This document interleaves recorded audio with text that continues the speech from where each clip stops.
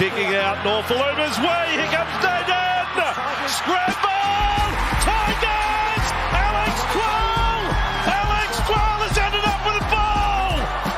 Oh no. Unbelievable. One small step for man. One giant leap for Alex Twal. Welcome to the ultimate super coach and fantasy sports show. You are now listening to the Inside Fantasy Sports Podcast.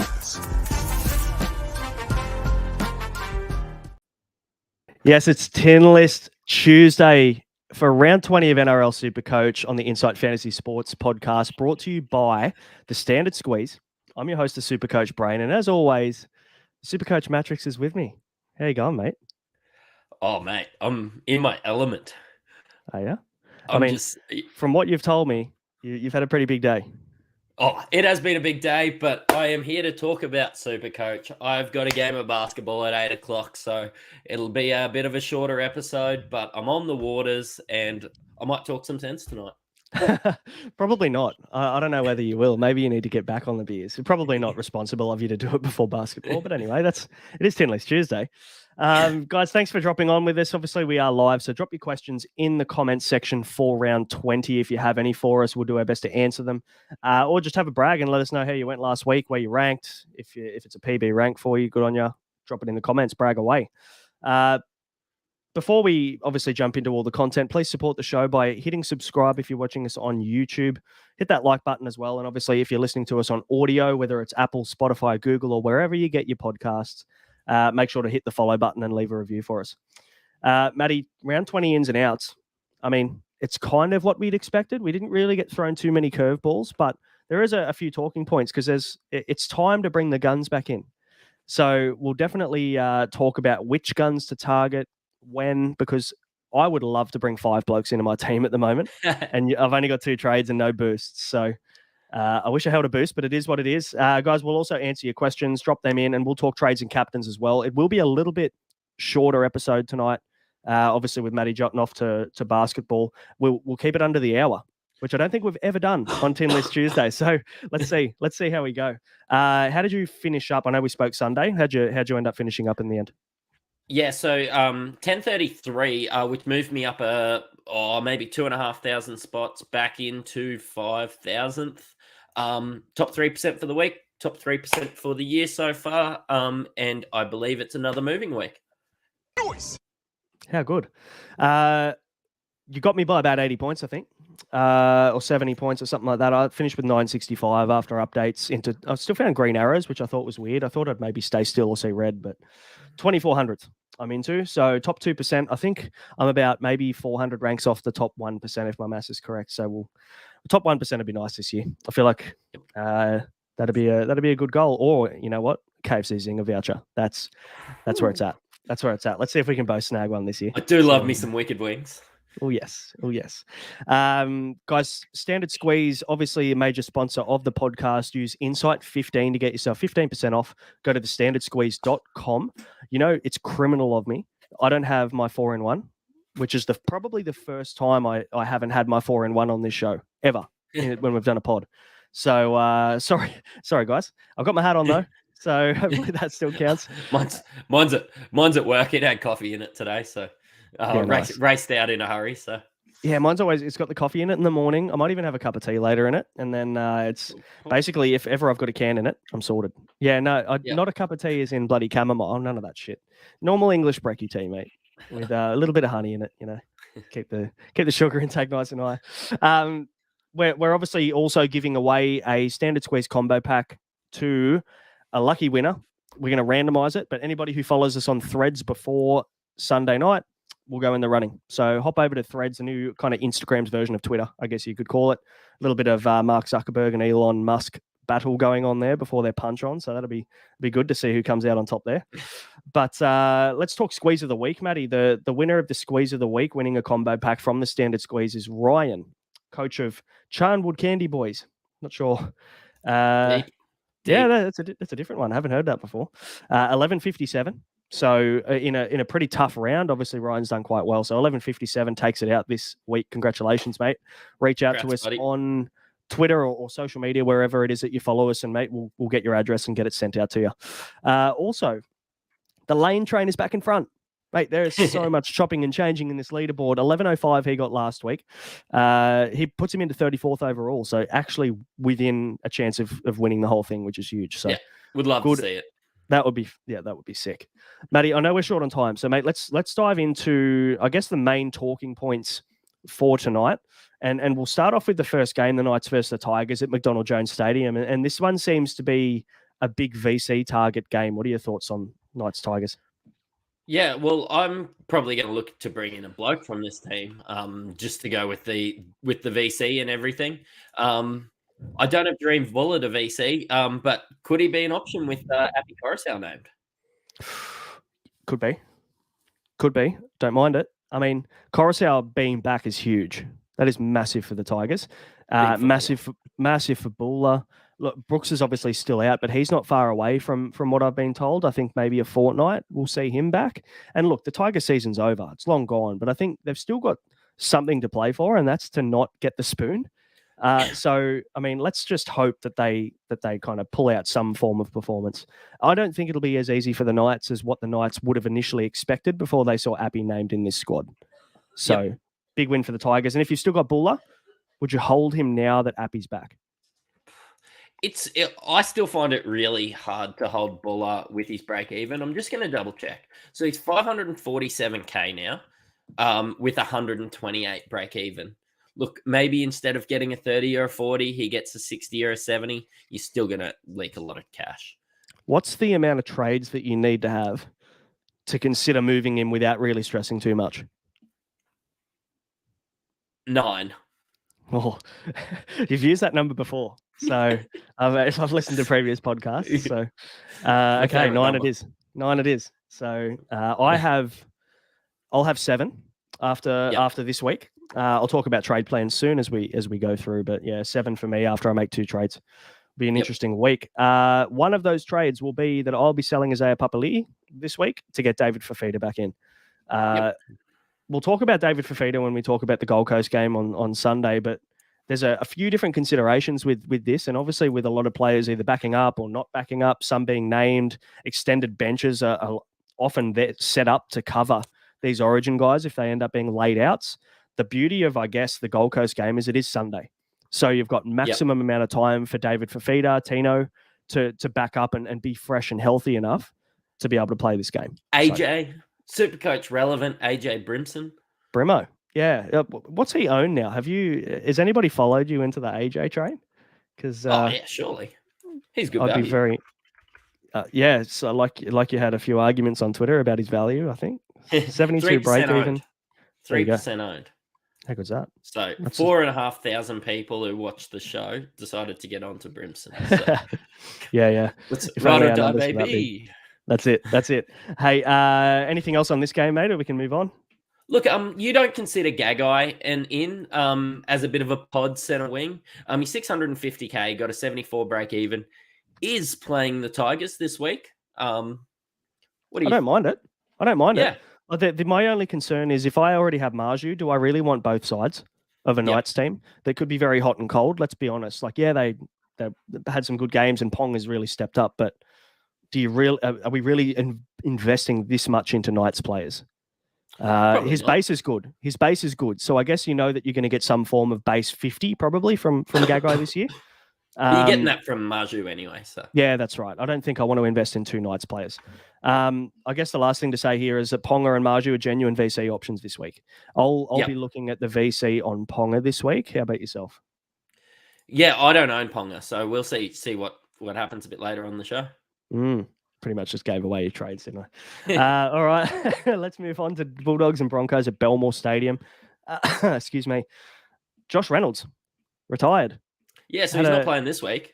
No, definitely not playing this week. Or I think he's playing his final game in New South Wales Cup for the Bulldogs. A bit of an emotional kind of press conference for him in the week that it was the media blackout, wasn't it, from all the players? And he's announced his retirement as the only player who did a media interview. So perfect timing. He always goes against the status quo, Grub. So congratulations to him. What a seriously good career and obviously a very loyal Bulldogs player through and through.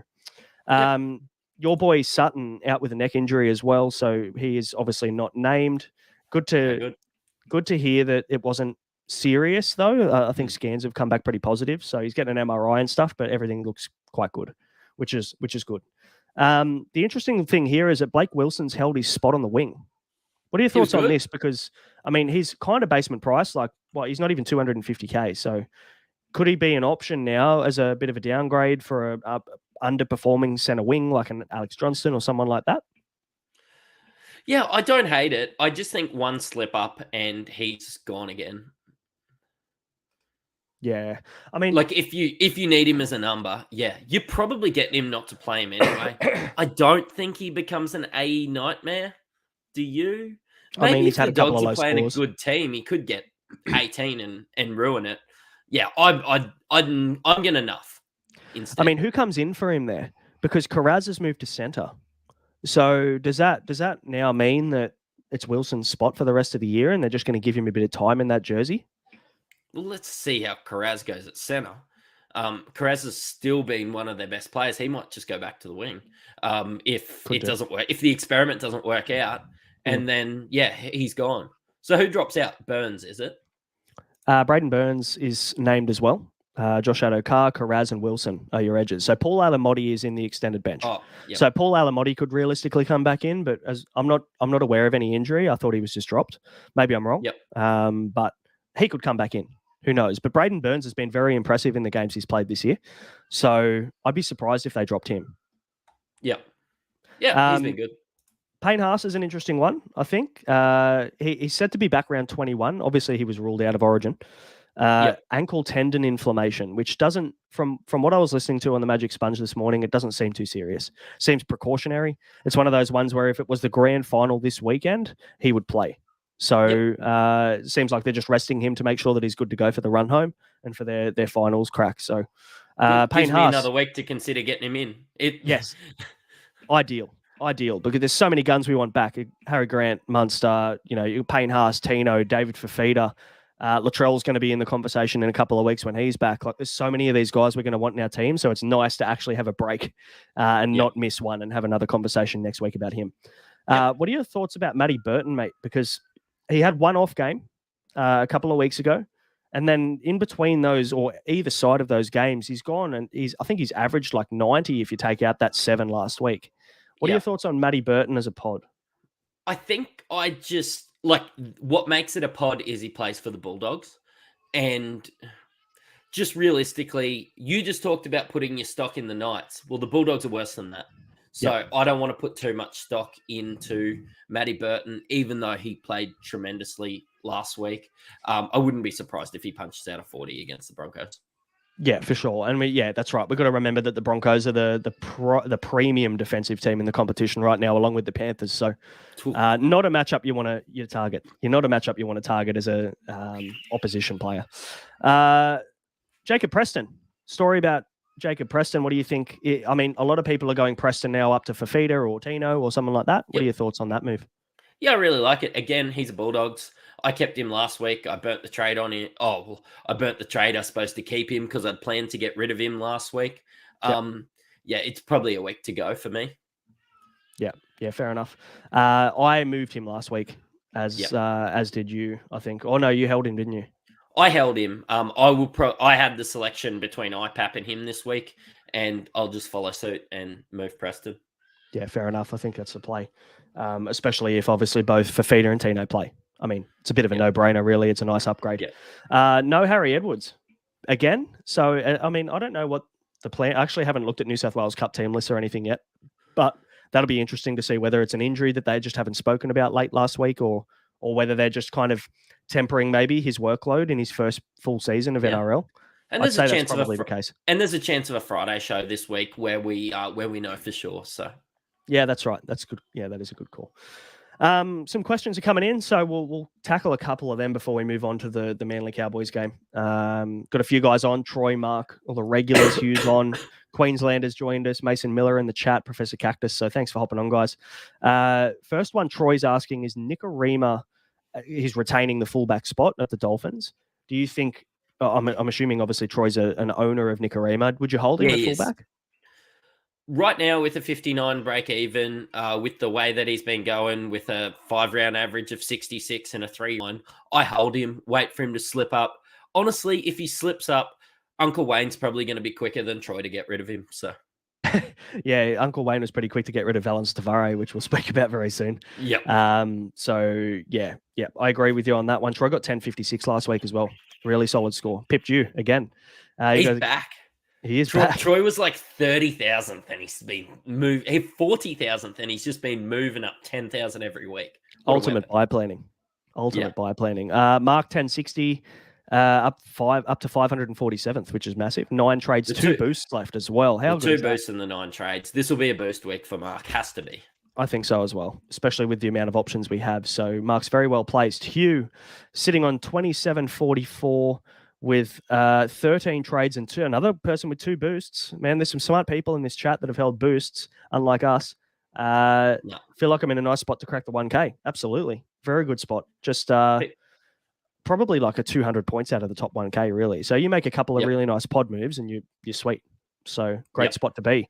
Hugh's also asking, it's a good question, rather than nothing, is downgrading to guys like Suoli'i this week, or I'm assuming he means Cam Murray next week, a better tactic than just going to a guy who's not going to play and not going to contribute at all? It depends, because I've thought about that, and the guys that I'm sort of getting rid of are now 550k. I've missed the boat. I've kept them for round 19. Got rewarded with a really good round 19, moved up in round 19. But the difference between going to a bloke like Suoli'i to like a 200k guy is probably the difference between me getting a Dave Fafita or a Kalen Ponga, or like, obviously these Origin guys that we want back are going to be expensive. So I'm not getting a bloke like Suoli'i instead of a bloke like Jack Howarth if it means that I have to get Isaiah Papali'i or Johnny Bateman instead of David Fafita. I think also, though, we've got to remember Hugh's got 13 trades and 2 boosts left. So I'd say in his position, maybe he could make a couple of those moves that no one else can afford to do because they're low on trades. For me, I'm sub 10. I've got 9 trades this week and I'm making 2 upgrades this week. Or I'm getting 2 guns in, I should say. If I had that many, maybe I would downgrade, or maybe I would go a Valence Tavare or something like that to a Suoli'i. It's kind of a sideways trade, which is massive. Imagine thinking you could go Valence Tavare this week to Suoli'i and not have to cost any cash. But he's got a couple boosts. Like, he could use a boost and get Valence Tavare by nothing someone. Get Valence Tavare all the way to Val Holmes. Could do, yeah. And I guess the question is, what are you going to do with the extra cash? The difference between Howarth and Suoli'i is 200k. So what are you going to do with that? That 200k could get you Fafita and Tino instead of having to go Fafita and someone else. So good call. Probably didn't help him at all, but maybe it's the nuff option is maybe preferred. Is that he's in a comp with? He's in a comp with us, so he'll probably beat us this year anyway. So yeah, he might. Mason Miller is asking, Moses plays Dragons around 13, so Moses to Cleary in around 24. I mean, I was actually, it's a little bit crazy of me, and we'll talk about Nathan Cleary soon when we talk Panthers, but I was maybe even thinking of not even getting him back, which is nuts. And I don't know whether I feel comfortable about it yet. I'm trying to talk myself into it because I'm just short on trades and I want to make sure I've got enough trades at the back end. But let's a decision. That's a decision I'm going to wait until I've seen him play a week or 2. So with the Eels run, right, they've got the Titans this week, which is why I've held. I'm not going to go to Nathan Cleary this week. I want to watch a week like I've always said, see how he goes. It is a nice matchup, and I'm not blaming anybody for going for Cleary, but I'm just going to hold Moses for the Titans matchup this week. Then he's got the Cowboys, who have been really good. So that'll be very interesting, and that's at QCB Stadium up in North Queensland as well. So the Eels travelling up to far North Queensland to versus a red-hot Cowboys team. Maybe that's the week. Maybe we get a week to look at Cleary, Moses to Cleary next week. Who do the Panthers play next week? I haven't actually checked, but it'd be worth having a look at who they play next week because most teams the Panthers play are worse than them. They'll be playing the Bulldogs next week. So Cleary next week is the play, 100%. Yep.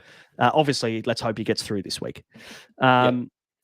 Professor Cactus, if Valence Tavare is not is not named, he's not named, sorry. A nice 150k downgrade to Wilson. Yep. Don't mind it if you got the trades. At the moment, I'll just hold this week. I've got an even 17, so I get a free loop. So I kind of want to utilize that. But don't blame anybody for moving Tavare. It looks like he probably spent a bit more time now back in Reggie's to work on those defensive reads and all the other errors and issues that he had the last couple of weeks. Lukey Roden is asking, how important is depth? Should we just be targeting guns or trying to have a well-balanced side? Feast or famine. I'm going guns or nuffs now. That's where I'm at. Yeah, okay. I'm not getting too many 500k guys. I'm going, neither. Definitely not getting mid-ranges or anything like that. But in saying that, I want people that play. Personally, I know what it's going to be like around 25 to 27 as in SuperCoach. I've said it every week. We've never experienced it before. We've never had teams on the bye every week. This is new. This is different territory now for the run home. We've got to consider round 27, we're going to have restings potentially. I know the competition is quite tight, but we may have restings.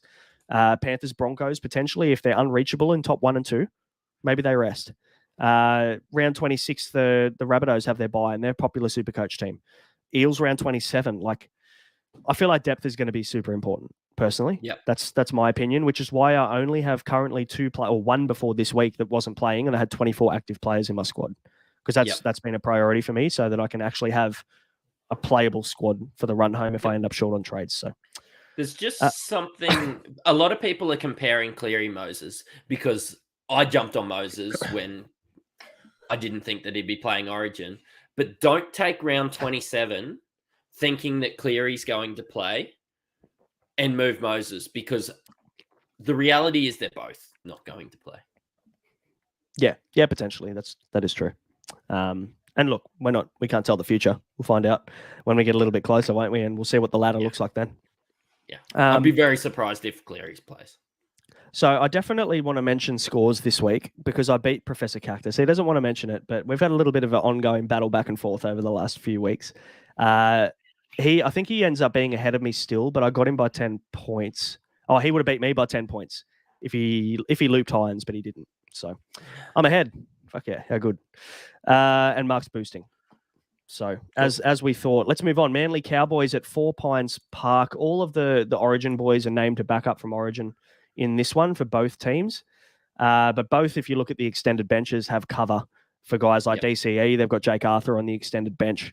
Jake Trebojevic, we've got Sean Kepi on the extended bench. So there are players that can come in and cover if they don't back up, which would be a 3-day backup. Correct me if I'm wrong. There would have to be an injury for him not to back up because these guys, both teams, really need a win. Yeah. This should be this is probably my game of the round. Yeah, this will be a belter. Absolutely. Jeremiah Nanai is a guy that you've been looking at pretty closely, and was a guy that maybe became out of reach after he got that 100 with the negative break even. Is it too late now? Is he too expensive to jump on? What are your thoughts on Nanai? Yep, I'm not paying 600k for a guy that has 28 in him. Yeah, I mean his base has been better this year, but it has been better, and he's looked fantastic. That's why I was looking at him when he bottomed out at that 530. I was about 8k short of getting him, and it broke my heart. I watched him go, and then he goes and scores 109. Devastated, but it's okay though. We've got the GOAT Hudson Young instead. We're fine. Yep. We're all good.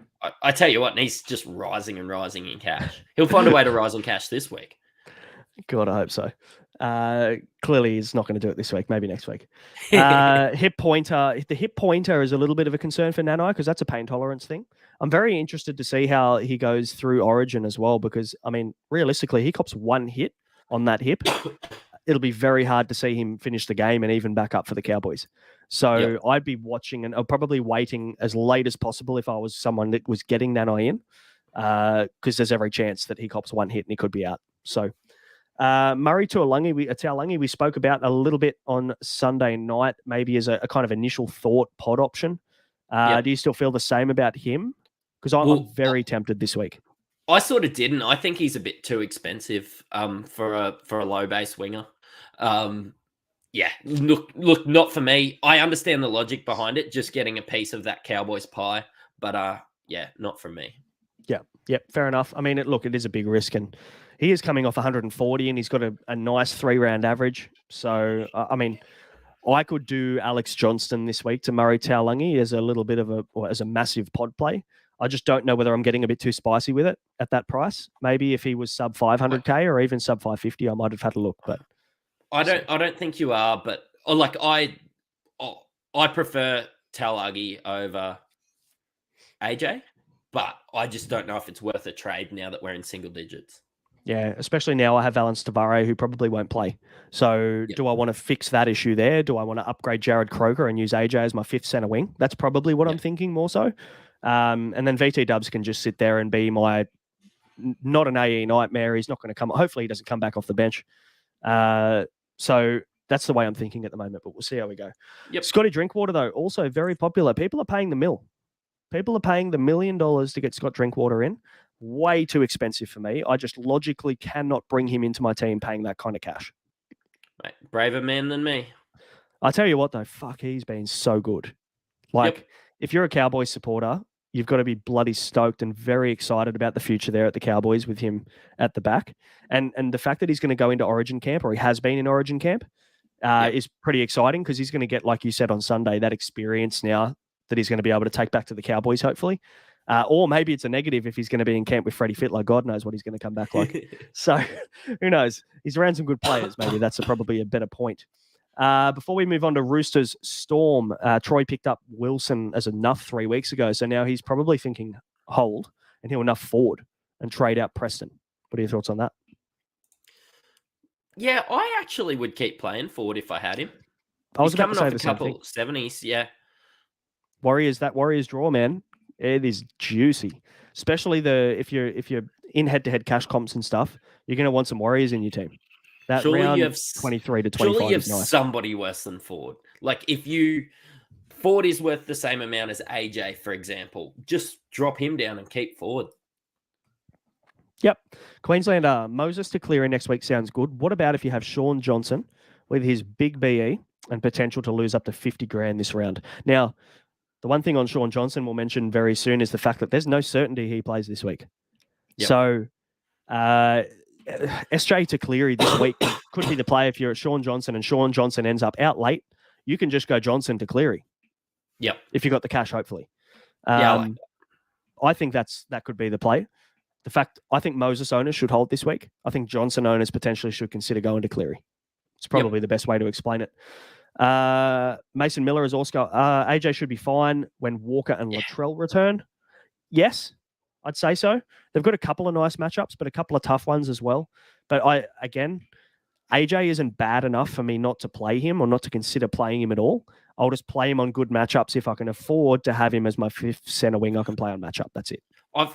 The worst thing is I'm always so tempted by AJ. Like I've had weeks like that week that he played the Broncos and I was like, this is a bad play. And then I'm looking, I was like, oh, he's still Alex Johnson. Then I played him. Then he got 18. I nearly want to take that away from myself. It's like, stop it. Yeah, just give yourself an uppercut for that one. Yeah. And you know what you're going to get from AJ. The one thing I am concerned about with AJ is the fact that he has scored a lot of tries this year and 100. So if I rattle off his scores the SuperCoach scores that he has scored tries in, he scored a try and a 62, a try and a 59, a try and a 56, a double and a 76, a double and an 83, a double and a 70, a triple. So he got a hat trick and only got 107. And then he also got a double against the Warriors and only got 66. So you know that this imaginary base that we thought or that he did have up until about round 10 or 11 has just gone. It's just completely disappeared. So if you have AJ as someone you need to rely on every single week in your best 4 center wings, I'd probably consider moving him. But if he's your 5th, hold and play on matchup. Yep. Queensland thinking of Hammer to Holmes. I mean, this is better for you to answer, I guess, because you're an owner of Val Holmes and a lover. Yeah. Oh, mate, I love the Holmes. Look, really, I think he's not value for 850 grand. That's why I got him at 750 because I could never see myself paying that much money for a center. I just wonder if you could get if that's the difference between getting a bloke like say a Katoa up to a Cam Munster, getting one of your center wings all the way up to an elite fullback or something. It depends what else you're going to do with the money.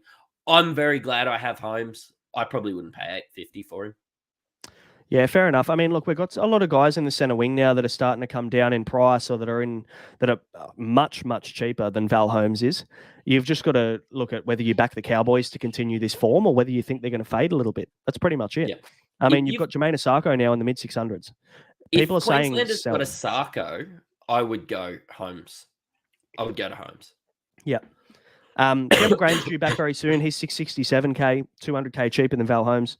Ruben Garrick, 700K. Most people have him. Azako's back down to 665. You've got guys like Timoko, who's on a tear at 500K. So even CNK is 750. So he's 100K cheaper. Yep. I don't know. I think I agree with you that there's probably other value out there. Because, I mean, let's say, for instance, you go and get Val, right? You probably have to forego getting Fafita or forego getting Tino or forego getting someone at that kind of echelon of player that you want. So who's more important, getting one of those guys or getting Val Holmes? It's probably I would say Val Holmes could be more important. If you have ground to make up, Val Holmes could be more important than Tino. Fair shout. Hugh thinks that Azarko is a trade out over AJ. Playing the Panthers into the bye. Yep. A lot of people are moving Azarko this week. I don't necessarily blame them, but I think the one thing that needs to be remembered is that he's had glue hands Tavare inside him for the last 3-4 weeks. Now he doesn't. He's got a second rower. Yeah. Which, I mean, Branko Lee's in the extended bench for this game. Branko Lee loves to catch and pass. That's why Azarko did so well at the start of the season. So, I don't know. I'd probably wait and see on the trade. I understand the cash issue and I understand the bad matchup this week. I would trade potentially if I had him, but I mean, look, if you're short on trades and you've got 6 or 7 or less, I'd probably just hold Azarko and just cop it. Mate, I was going to talk about this when we get to the Dolphins game. But realistically, I think Hammer in the centres hurts Asako maybe more than Valence Tavare did. Because why wouldn't you go to Hammer? Like, why wouldn't you go to Hammer as much as you can? Like, they're going to be getting Hammer involved the whole time. They just might not go that way as much. Yeah, that's true. It just depends also, though, where you and Aitken plays, because Aitken was on the left side. So do they now move Hammer to the right side and just go all day down the right side? Fuck, if I saw that it was going to be Hammer and Azarko on the right at centre and wing, I'd be holding Azarko every day of the week. Yeah, me too. He's just named at the other side, right? And I guess we need to consider also that Ewan Aitken, if he's named at centre, if Ewan Aitken stays at centre, he's as much of a glue hands, probably even more than Valence Tavare is. So maybe Azarko is a trade. Maybe he is a trade. But just watch Branko Lee. Have a look. All right, we've got a big one here from Taniwa. Taruva, Solo, and Hughes to Cleary, Fafita, and Burton using a boost. Sorry, I'm just working it out. It's that meme with all the maths floating around in front of your face. So Taruva... I wonder if you could do something better than Burton. I really like the boost. I really like the upgrades. I really like moving Taruva. I really like moving Solo. Look, I'd probably nearly keep Hughes at the moment. If you're getting Burton, you're missing out on Nico or Cleary. So you must be missing out on Nico here. Unless he's playing in at 5'8". Unless you're using Burton at 5'8", then I'd just get Munster instead.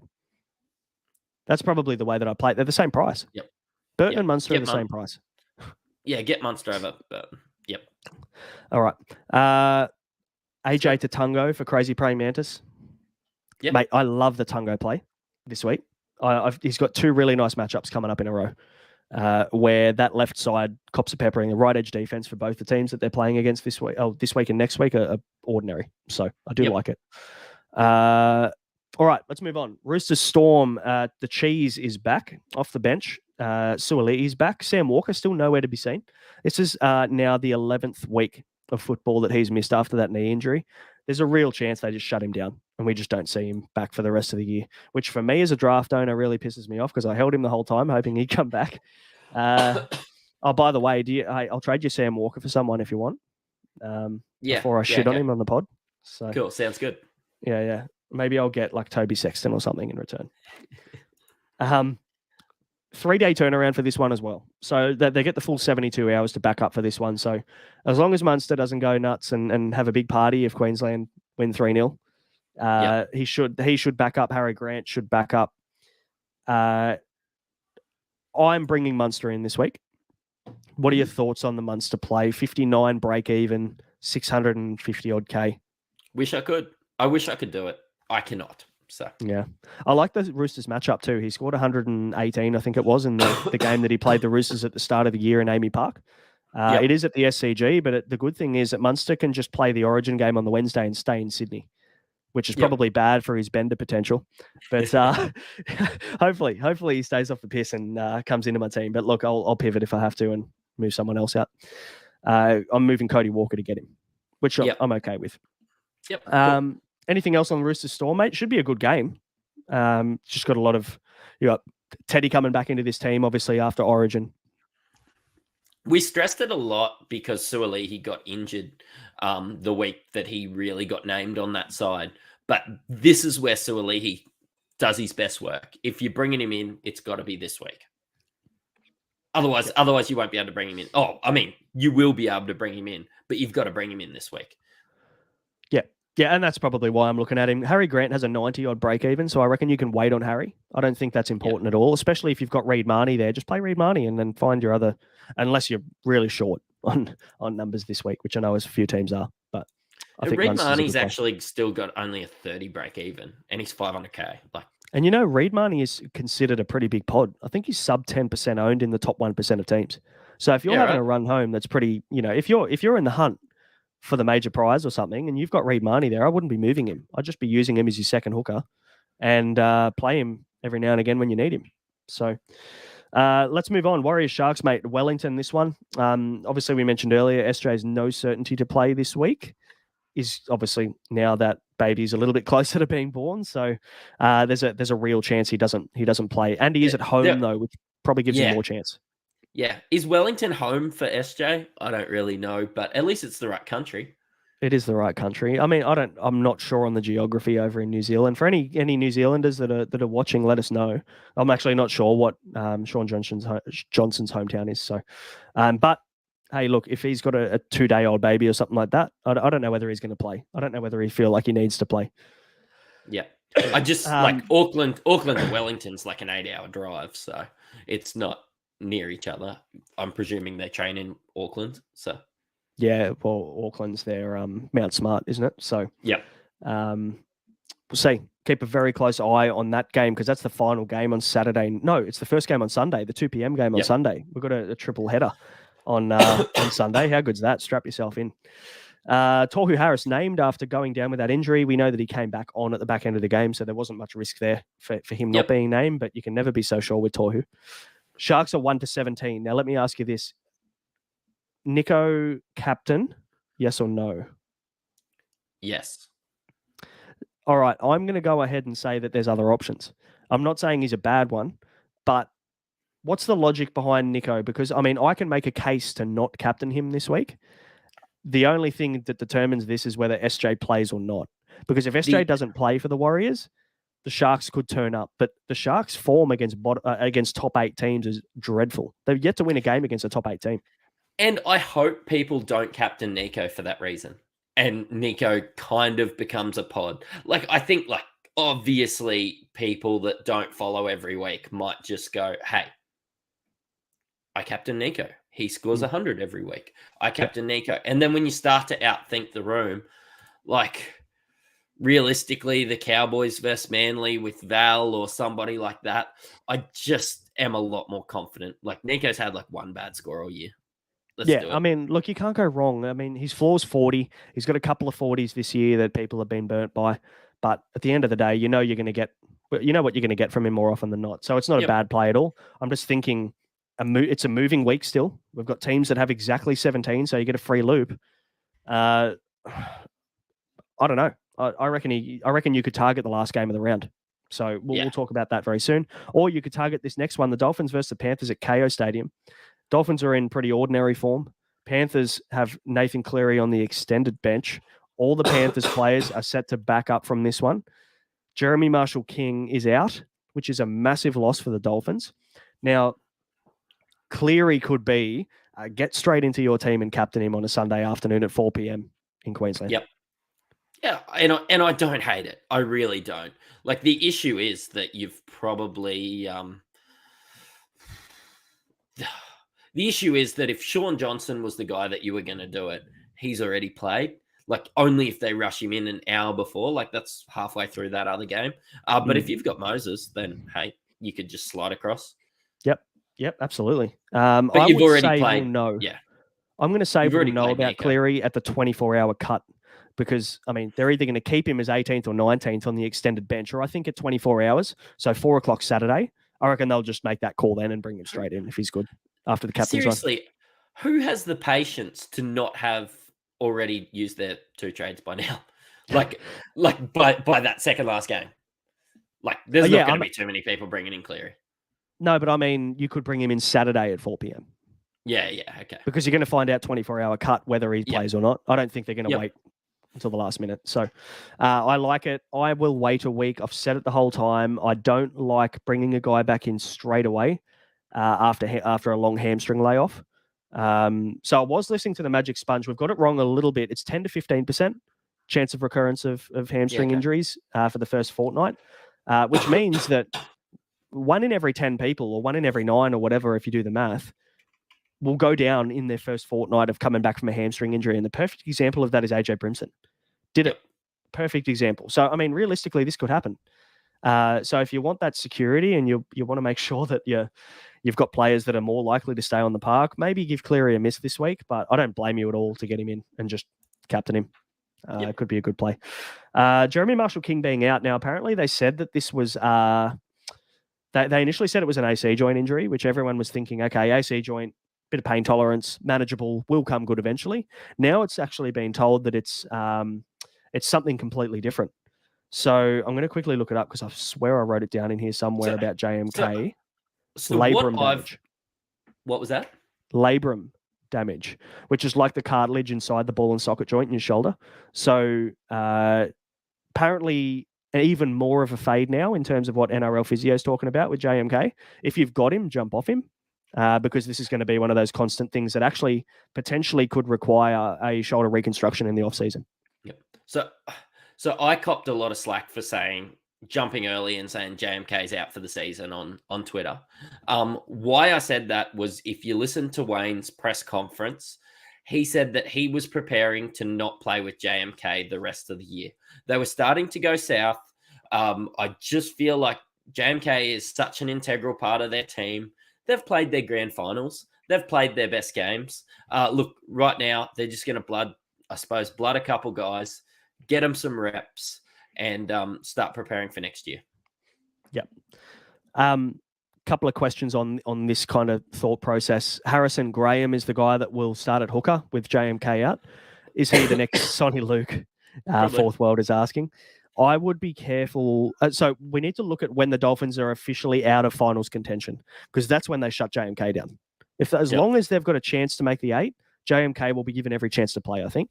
So just keep that in mind. As soon as the Dolphins are out of contention, I think Harrison Graham has it for the rest of the year. So if that's the case, I don't think he's the next Sonny Luke. He could be your next Sonny Luke if you still have him. Yeah, he could be. But also, they've got a couple of hooker options. Cody Nikorima could easily just go to hooker one day and they move Hammer back to fullback. Got Ray Stone there that could easily play hooker. So a few options. I don't know whether I'd feel great about having Harrison Graham or looking at him. Michael Blair's asking, thinking Bateman and Isaiah Katoa to Fafita and Munster. Numbers will be tight if they don't back up. Going to have an AE in the front row this week. I have an AE at centre this week. I actually don't think having an AE is the worst thing because you might get together 16 or 17 players. I would urge people not to tear their team apart to make sure that they have 18 or 19. If you have 17, I think you're in a good spot. I would urge people not to get Johnny Bateman. Not now. No, he's trading Bateman to Fafita. Oh, trading Bateman out. Yeah, sorry, my bad. Bateman to Fafita, Katoa to Munster. Two good trades. Perfect. Great. Yep. All right, last game of the round. Eels-Titans is the one that I potentially would target as a captain option at CommBank Stadium. I mean, the Titans leak points, we all know that, but so do the Eels. So there could be SuperCoach points galore in this one. Brendan Hand starting, no backup hooker, which means that Hopgood potentially will play there like he has the last couple of weeks and get maybe an extra 5 to 10 minutes on the field. Yep. Thoughts? I mean, does that make we've spoken about Hopgood potentially being a sell? Does that now make him a hold? It's made him a hold for 1 week. I'm just going to see how it goes. I'm just going to see what happens. I would love to trade him to Fafita next week. I'm actually freeing up the cash with some of my trades to make sure that I can do somebody like IPAP or someone to Fafita, just because Hopgood might become a hold. I still think he's going to become a sell for me. I don't think he will for me, to be honest. I feel like there's about 3 moves I want to make to get my perfect final team. And I don't know whether I want to move him as long as he maintains the role that he has. As long as he still plays 65 minutes, maybe he gets an extra 5 to 10 minutes at hooker. And as long as there's no second hooker or Josh Hodgson's out for the year or whatever, which is what the rumor is, I would be keeping Hopgood personally. That's what I'll be doing. So I just might need that cash. Yeah, fair enough. I mean, if it's the difference between you getting Fafita or not, bit of a no-brainer, really, isn't it? Yep. Jaden Campbell back to the bench after doing really well at fullback last week. Obviously, AJ Brimson comes back into the team, or he's named to back up from Origin. We'll see what that looks like. He's got maximum time to back up, so that's fine. They're all named to back up as well from Origin. I guess the last really kind of talking point here is that Jolliffe and Stimson are both missing out. I think Stimson was a HIA from last week, copped a knock. Yep. But neither are Supercoach relevant, really, are they? So, correct. My captaincy option in this game, I've got Moses and Gutho. I held them both for this matchup. I will hold Gutho until round 22. I think my plan round 22 will be to go Gutho to Latrell Mitchell. But I like this matchup for both of those guys. If you're an owner of Gutho or Moses, there's an argument there potentially that you could captain one of them against the Titans. What are your thoughts? Yep. Look, I really like the captain option. I don't have Gutho.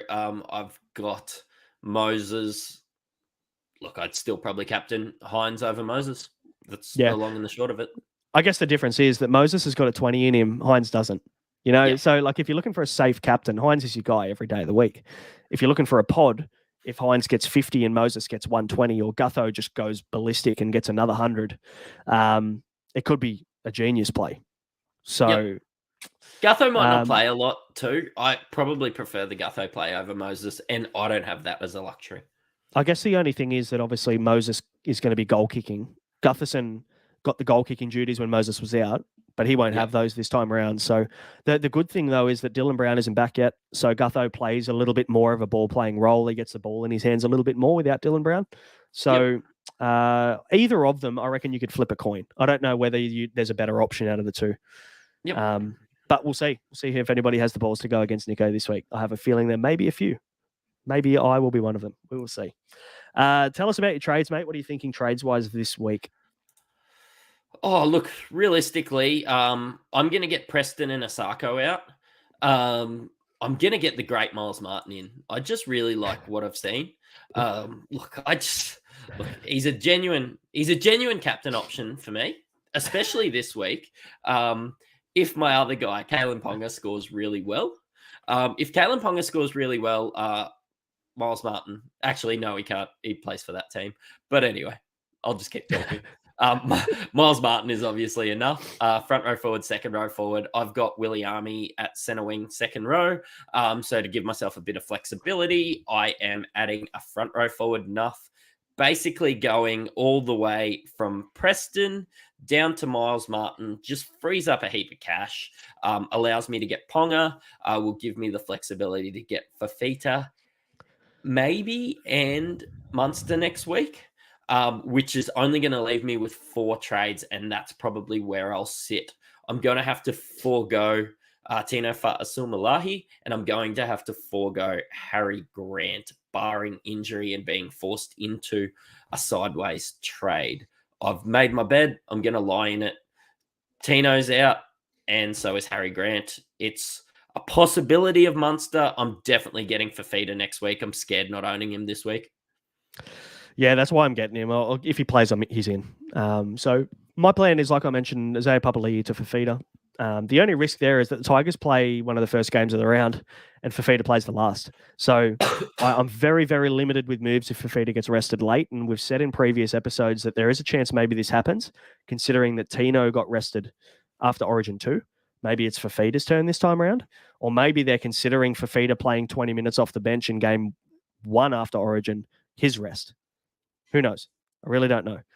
For anybody who's not watching and is listening to us on Spotify, Matty's praying to the Supercoach gods that Fafita doesn't play.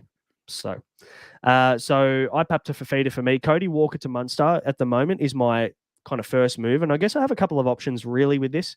One, if Munster doesn't back up, I just bring Walker back in and I trade AJ out for someone like a Murray Taulagi, go a little bit of a pod route, something like that. Or maybe I'll try and go Croker to someone else and get that my fourth centre wing keeper in to give me 17. If Fafita is out late, the only real pivot move I can do is just bring Tino in instead. I don't think both rest. They're not in a position to rest both their best players. So I don't see Fafita resting being a Sunday game, but if by some miracle he does, I'll just bring Tino in and unfortunately have to watch through the slits of my fingers, as you'd say, for every Titans game moving forward, because I don't think I could have Fafita and Tino. So, I just pray and hope that maybe he plays 50 minutes or something. Maybe he's just had a really big, high intensity game. He just needs that rest. I'm praying for 50 minutes and a 70 or an 80, and I'll be happy as a non-owner because 100% coming in for me next week. Yeah, fair call. And I guess it depends. You're right, what he does in Origin. If he plays 80 minutes in Origin, hey, there's a chance he gets rested. If he plays 45 off and gets a fair bit of rest and they do a bit of rotation, Queensland win easy or whatever happens, maybe Fafita plays the full 80 for the Titans on Sunday. So you already have Ponga. Yep. If you didn't have Ponga, would you bring him in this week? Yes. Yep. He's got a 28 break even, 759K. It's sort of at that position I felt with Val Holmes. And watching Kalen Ponga, I wasn't as confident in the start of the year. I wasn't as confident that he wasn't going to get injured. I wasn't as confident in the Knights. But look, last time he played was an anomaly. But he's got that in his rolling average. He's going to go up in price. If I don't get him this week, I'll never be able to get him. Yeah, I think if he's in your plans and you really want him and you see the value in getting Ponga in, especially with a nice matchup this week, you've got to get him this week. It's funny how short the memory is of everyone who was saying 3-4 weeks ago that he's no way near, never touching Ponga because he's such a HIA risk and he's an injury risk and one knock to the head and he's out for the season kind of deal. And now everybody's shifting heaven and earth, I should say, to bring him in.